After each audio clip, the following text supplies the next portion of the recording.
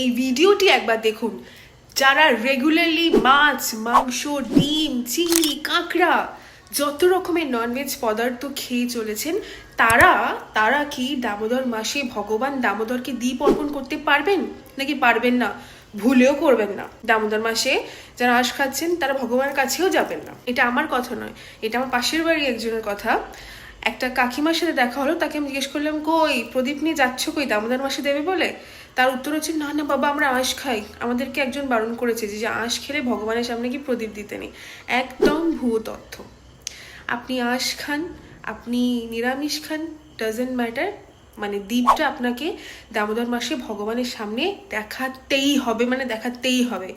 বিশেষ কয়েকটা নিয়ম কার্তিক মাসে ফলো করতে হয়, আমি আগেও ভিডিও বানিয়েছি, ভিডিওর লিঙ্কটা আমি কমেন্টে দিয়ে দেবো। যদি সেই নিয়মগুলো পালন করতে না পারো, 3টে নিয়ম পালন করবে। এক, ভগবানকে প্রত্যেক দিন পারলে দুবেলা প্রদীপ দেখান।